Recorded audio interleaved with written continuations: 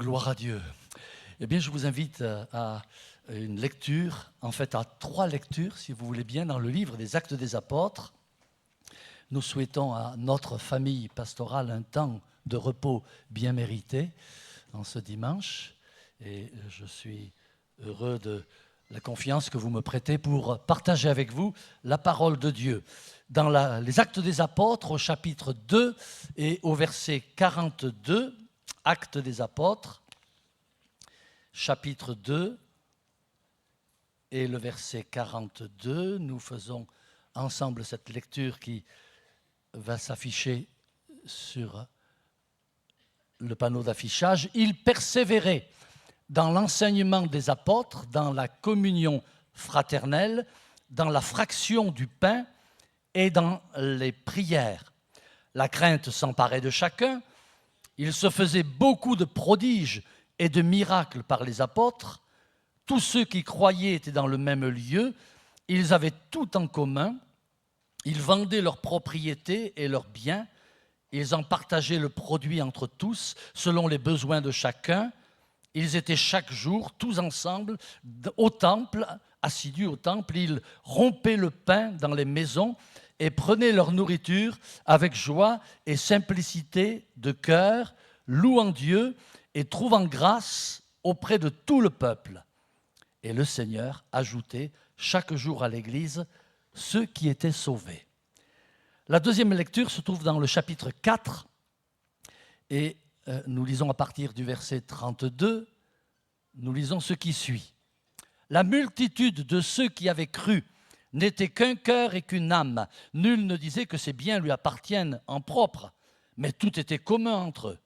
Les apôtres rendaient avec beaucoup de force témoignage de la résurrection du Seigneur Jésus. Une grande grâce reposait sur eux tous, car il n'y avait parmi eux aucun indigent. Tous ceux qui possédaient des champs ou des maisons les vendaient, apportaient le prix de ceux qu'ils avaient vendus et le déposaient aux pieds des apôtres, et l'on faisait des distributions à chacun selon qu'il en avait besoin. Et puis, la troisième lecture se trouve, elle, au chapitre 5, à partir du verset 12. Beaucoup de miracles et de prodiges se faisaient au milieu du peuple par les mains des apôtres. Ils se tenaient tous ensemble au portique de Salomon et aucun des autres n'osait se joindre à eux. Mais le peuple les louait hautement. Le nombre de ceux qui croyaient au Seigneur, hommes et femmes, s'augmentait de plus en plus, en sorte qu'on apportait les malades dans les rues, qu'on les plaçait sur des lits, des couchettes, afin que, lorsque Pierre passerait, son ombre au moins couvrit quelqu'un d'eux. La multitude accourut ainsi des villes voisines à Jérusalem, amenant des malades et des gens tourmentés par des esprits impurs, et tous étaient guéris. Amen. Le thème de notre méditation, notre partage, c'est celui-ci, au commencement, l'Église. Luc nous décrit la communauté chrétienne primitive, dans le sens le plus positif du terme, en 3 tableaux.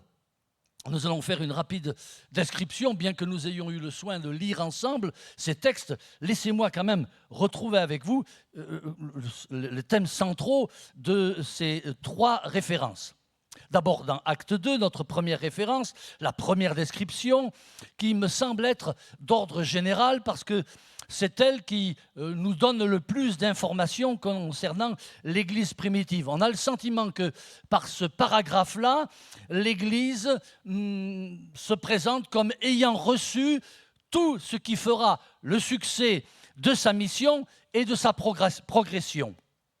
Il est question dans ce paragraphe de son unité, et vous l'avez remarqué, avec les 4 piliers, celui de l'enseignement, de la communion fraternelle, la Sainte Seine ou la Seine, et celui de la prière.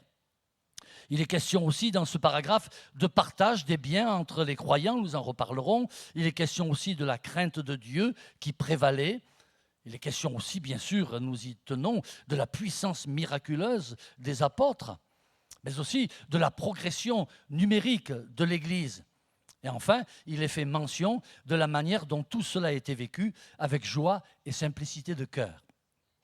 Dans le deuxième paragraphe, au chapitre 4e, la deuxième description reprend quelques caractéristiques données dans la première description et montre plus spécifiquement l'unité de l'Église, notamment dans le partage des biens envers les plus démunis d'entre eux.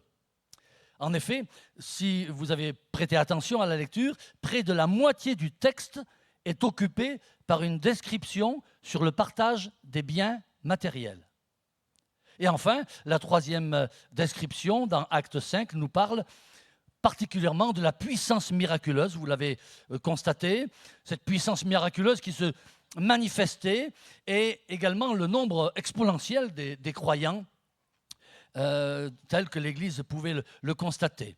Et puis, il y a la moitié du texte de cette troisième description qui donne, comment dirais-je, une description savoureuse, je peux me permettre cette expression, sur comment les malades étaient déposés sur un sentier où Pierre avait l'habitude de passer et où l'on attendait à ce que l'ombre de Pierre vienne à les couvrir.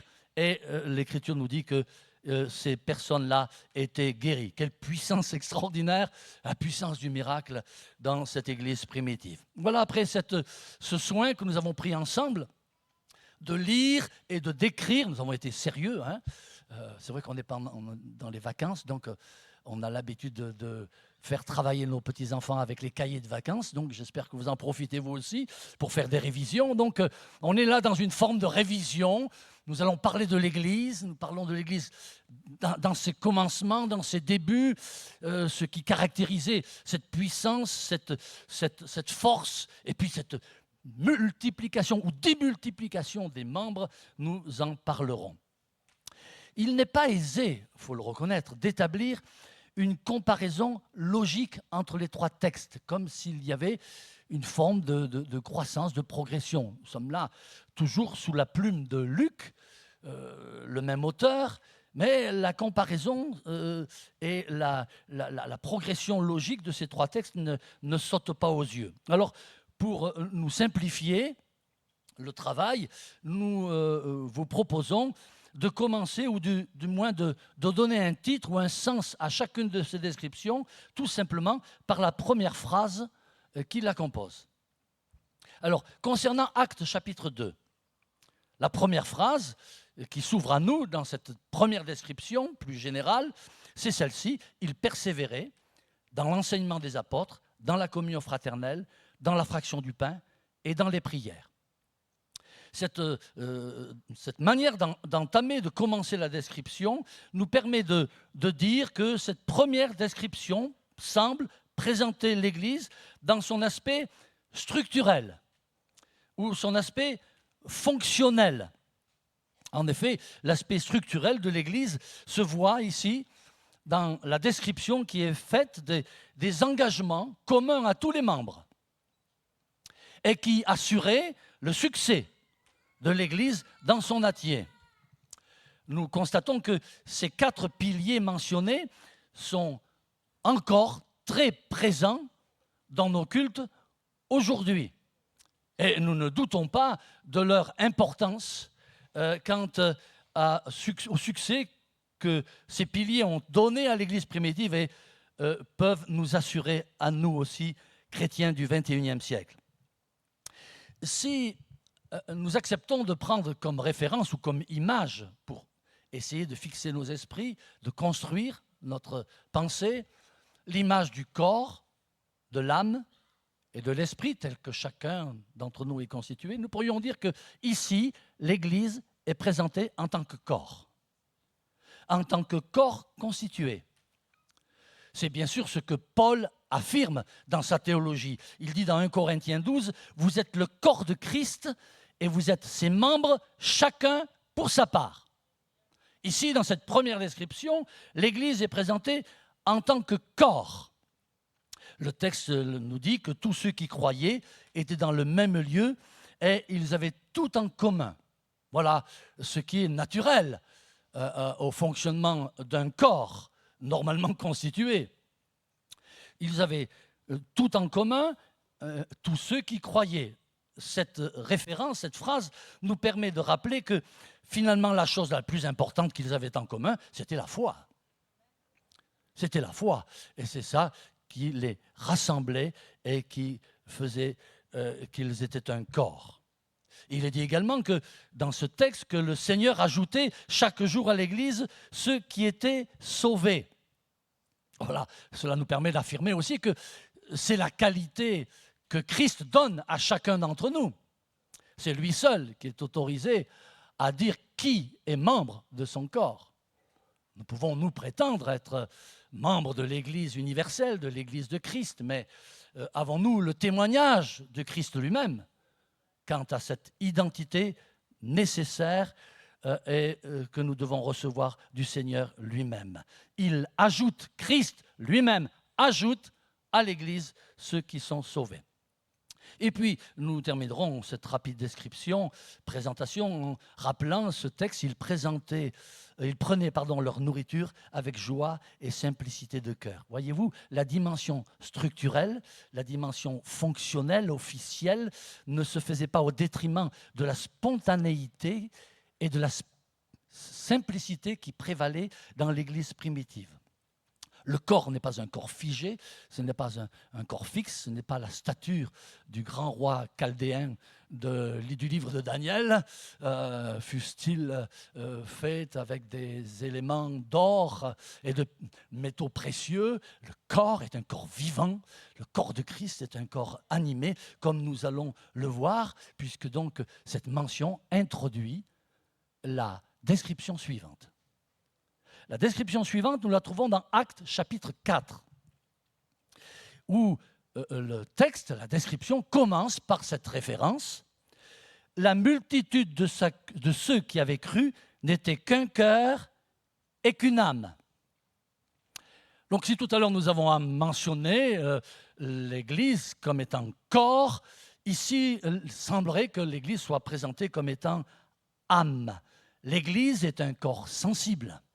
L'Église est un corps animé, c'est un corps en mouvement, mais qui ne part pas dans tous les sens. Le texte dit bien en mouvement les uns par rapport aux autres. Les uns par rapport aux autres. Dans 1 Corinthiens, au chapitre 12, l'apôtre Paul, là encore dans sa théologie, le confirmera, afin qu'il n'y ait pas de division dans le corps, mais que les membres aient également soin les uns des autres. C'est l'âme de l'Église. Et nous trouvons cela tout naturel dans la description qui nous est faite par Luc. Et cela se vérifie bien sûr par la description qui est faite dans ce chapitre 4. Il nous est dit que la multitude de ceux qui avaient cru n'était qu'un cœur et qu'une âme. Et donc il y avait une animation. Voilà, en fait j'ai imprimé recto verso pour une fois. Et donc, il n'y avait parmi eux aucun indigent, nous dit le texte. Donc, cela nous montre bien que les membres étaient vivants, ils bougeaient, ils se mouvaient, et non pas dans tous les sens, mais dans le sens de se porter les uns vers les autres. Il n'y avait parmi eux aucun indigent. Et vous savez qu'il y a plusieurs formes d'indigence, pas seulement celle qui est matérielle, auquel nous sommes si souvent habitués, dont nous pouvons quelquefois parler avec une forme d'importance, mais il peut y avoir d'autres formes d'indigence. Une indigence au niveau d'une flétrissure de l'âme, d'une fatigue, d'une épreuve particulière, une indigence au niveau spirituel, quant à une méconnaissance de Christ, du Sauveur, du Seigneur. Et cette méconnaissance-là, elle est préjudiciable au corps tout entier. Et chaque membre doit veiller, et se portant les uns vers les autres, à ce que personne ne soit indigent, mais que tous puissent partager une pleine connaissance de Christ, comme de quoi pourvoir à ses besoins, y compris matériels, bien sûr, comme le texte nous le dit. Le texte nous dit tout était commun entre eux. Ils partageaient fortune et infortune. Ils partageaient fortune et infortune. C'est tellement important de comprendre cette âme de l'Église, ce fonctionnement quant à l'Église primitive. Il nous est dit aussi, on faisait des distributions à chacun selon qu'il en avait besoin. La règle était le besoin de chacun. le superflu existant était porté vers ceux qui, plus loin, éprouvaient eux aussi des besoins. Donc pas de superflu, mais un superflu qui portait l'Église plus loin, jusque vers les extrémités, dans le besoin que le monde entier avait de connaître le Seigneur et la puissance de son salut. Cette façon de se porter et de pourvoir aux besoins les plus limités de ceux qui étaient à Jérusalem, mais aussi dans la Samarie, jusqu'aux extrémités de la terre, cette façon de se porter vers l'autre, eh bien, la troisième description nous en parle plus efficacement encore. Quelque part, encore une fois, la deuxième description introduit la troisième description. Et cette troisième description, celle de Actes chapitre 5, s'introduit par cette phrase. Nous avons pris l'habitude de donner un titre ou un thème à la description par la première phrase qui la compose. Beaucoup de miracles et de prodiges se faisaient au milieu du peuple. Je note ici au milieu du peuple. La troisième description, donc, présente l'Église dans son aspect vocationnel. Dans son aspect vocationnel. L'Église est un corps puissant. C'est un corps audacieux. C'est un corps entreprenant. L'Église est un corps inspiré. L'Église est animée par l'esprit vivifiant de Dieu. Et là encore, je fais référence à la doctrine de l'apôtre Paul, toujours dans 1 Corinthiens, chapitre 12. Et je trouve ce texte, vous allez trouver qu'il n'est pas très appareillé ou pas très bien placé, mais laissez-moi vous convaincre. Paul dit « Les membres du corps qui paraissent être les plus faibles sont nécessaires. Et ceux que nous estimons être les moins honorables du corps, nous les entourons d'un plus grand honneur. » Les moins honorables dont parle Paul ne seraient-ils pas aussi ceux qui ne sont pas encore du corps ? Ceux qui ne sont pas encore gagnés, ceux qui ne sont pas encore sauvés. L'Église est donc ainsi au milieu du peuple, comme le sel de la terre et la lumière du monde, avec cette vocation de faire connaître hardiment, librement le message de l'Évangile. L'Église ne se satisfait pas d'elle-même, elle est aussi tournée vers les autres afin de les gagner à Christ. Nous notons dans ce paragraphe, ce troisième paragraphe, cette nature singulière de l'Église. Il nous est dit d'elle, aucun des autres n'osait se joindre à eux, mais le peuple les louait hautement. L'Église donc se distingue du monde, mais pas de la manière dont les hommes se distinguent d'eux-mêmes. L'Église est attractive, mais pas dans le sens où l'entendent les hommes de ce monde pour séduire, pour fédérer, pour rassembler autour de leur personne un monde conséquent. Aucun des membres n'osait se joindre à eux. Une spécificité donc qui faisait que l'Église n'avait pas un pouvoir répulsif, mais elle avait un pouvoir attractif. Le nombre de ceux qui croyaient, dit le texte, hommes et femmes, s'augmentait de plus en plus. Certainement, l'Église de Jésus-Christ disposait d'une capacité à attirer le monde, à gagner les consciences, à bouleverser les esprits, de telle manière que sans que les autres se joignent à eux pour des raisons humaines et d'intérêt particulier, l'Église attirait à elle des hommes et des femmes assoiffés de vérité et du salut qui est en Jésus-Christ. Nous avons parlé donc de l'Église en tant que corps, âme et esprit. La comparaison que nous pouvons faire avec l'Ancien Testament et plus précisément le livre d'Ézéchiel au chapitre 37 s'impose à nous. Vous savez que le prophète Ézéchiel a eu une vision. Et dans cette vision, il va donner des ordres. Et ces ordres vont faire que, voyant une masse de squelettes desséchés sur la surface de la terre, à sa parole, les os vont se rapprocher. Puis les nerfs, c'est la deuxième étape, vont croître. Et enfin, une armée va se lever.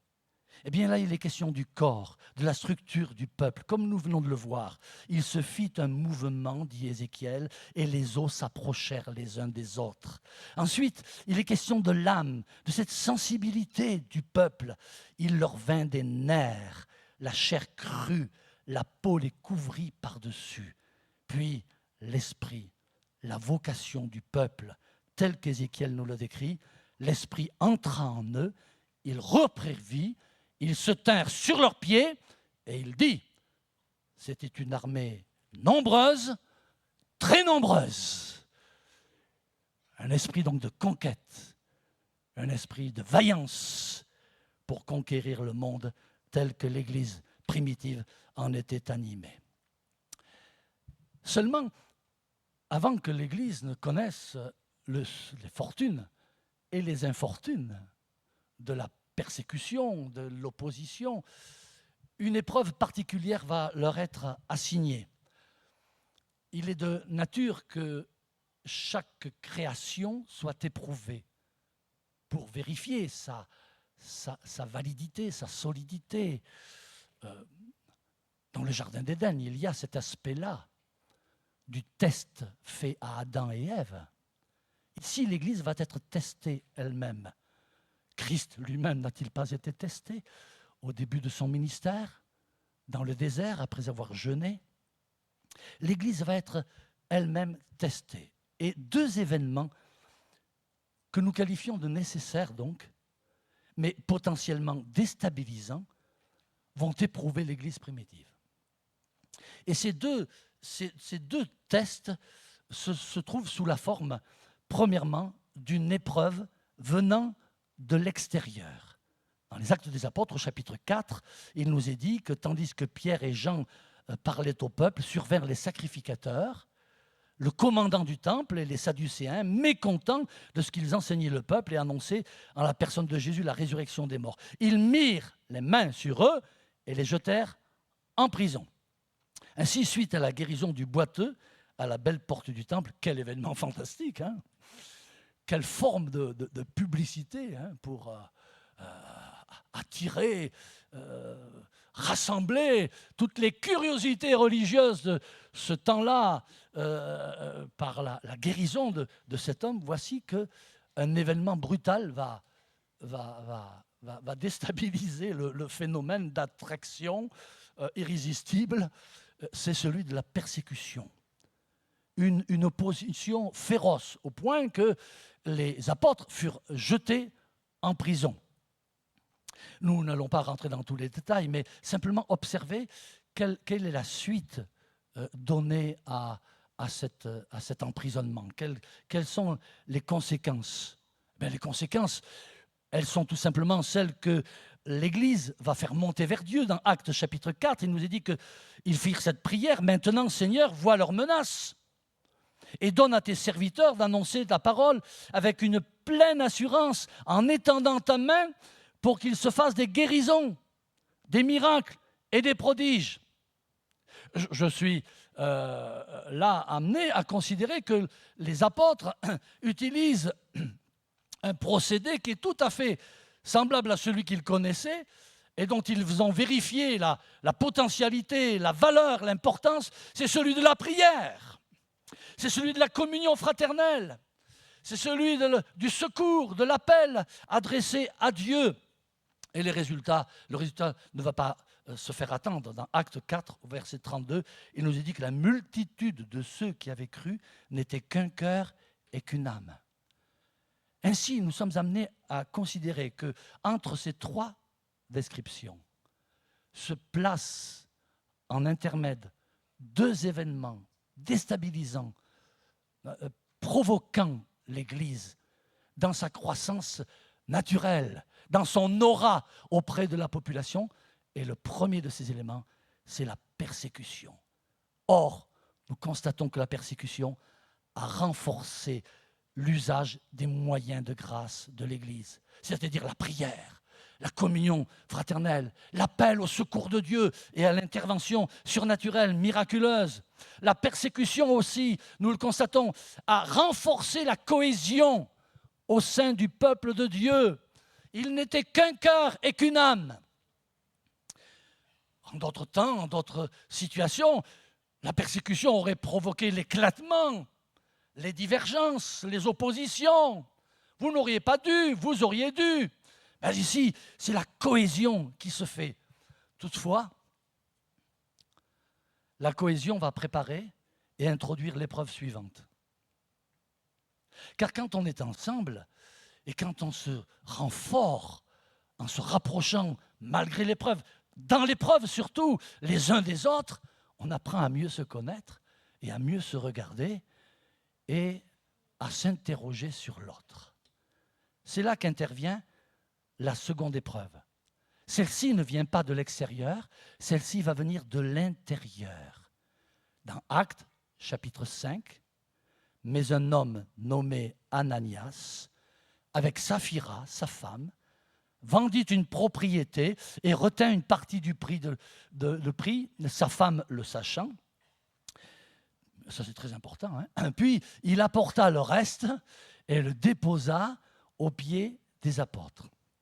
Un événement, donc, de nature à susciter, je dirais, la désillusion, le découragement, tel que peut-être nous l'avons vécu et expérimenté au sein de l'Église vaillante et triomphante. Mais si nous lisons le texte et si nous voyons quels furent les résultats de cette désillusion, quel effet cette action nécessaire, mais d'apparence négative, a provoqué au sein de l'Église, eh bien, nous le lisons tout simplement dans les Actes des Apôtres, chapitre 5, verset 12. Ils se tenaient tous ensemble au portique de Salomon. Cette fois-ci, ils ne sont plus dans le temple à proprement parler, comme le chapitre 2 nous le mentionnait. Ils étaient dans le temple et dans les maisons. Mais là, ils sont dans une sorte de coursive. C'est une sorte de cour extérieure au temple, sous des portiques, à l'abri donc de l'ardeur du soleil, l'espace le permettant, puisqu'ils étaient extrêmement nombreux. Ils se réunissaient là, au vu et au su de tous. L'Église a une façon de réagir ici qui est surprenante. Et vous verrez que les non-croyants aussi vont réagir d'une manière auquel il faut nous attendre. C'est que l'Église, au lieu d'être découragée, au lieu de se cacher, au lieu de se soustraire au regard accusateur concernant la conduite d'Ananias et de Saphira, et puis surtout de la manière dont ils ont été punis, comme dans une condamnation à mort, cela peut décourager n'importe qui, croyant ou incroyant. Au lieu de cela, le texte nous dit, le peuple les louait hautement. Il nous est dit aussi le nombre de ceux qui croyaient au Seigneur, hommes et femmes, s'augmentait de plus en plus. Il nous est dit aussi, c'est toujours la troisième description, n'est-ce pas? Actes chapitre 5. La troisième description inclut le phénomène Ananias et Saphira, la malédiction d'Ananias et Saphira. Mais là, nous lisons comme quel potentiel, quel sursaut de foi, de piété, d'attachement au Seigneur et de communion fraternelle ces épreuves ont pu susciter au sein de l'Église. Le nombre de ceux qui croyaient au Seigneur, hommes et femmes, s'augmentait de plus en plus. Et même le texte nous dit, c'est un prélude, un présage de ce regard jusqu'au lointain et de cette vocation donnée à l'Église, la multitude accourut aussi des villes voisines à Jérusalem. Ainsi, le mauvais témoignage rendu par Ananias et Saphira et, ce n'est pas moins important, la sévérité de la sentence à leur égard ont plutôt renforcé l'attrait du message évangélique auprès de la population. J'en viens à cette conclusion et ce sera la fin de mon message. Ces textes bien-aimés nous rappellent que les temps d'autrefois, par rapport à ce que nous vivons aujourd'hui, si différents en apparence, n'en sont pas moins les mêmes fondamentalement. Je pense pouvoir dire que les attentes du monde vis-à-vis de l'Église sont identiques à ceux qu'ils étaient au temps des premiers chrétiens. Cela donc confirme l'importance de l'Église et son rôle majeur, aujourd'hui peut-être plus que jamais dans notre société, ainsi que la nécessité de rechercher la puissance d'en haut pour y répondre. Toutefois, dans notre lecture, une phrase a pu passer inaperçue. Et je voudrais réparer cette injustice en vous la rappelant en forme de conclusion. Il nous est dit dans le 3e paragraphe, les apôtres rendaient avec beaucoup de force témoignage de la résurrection du Seigneur Jésus.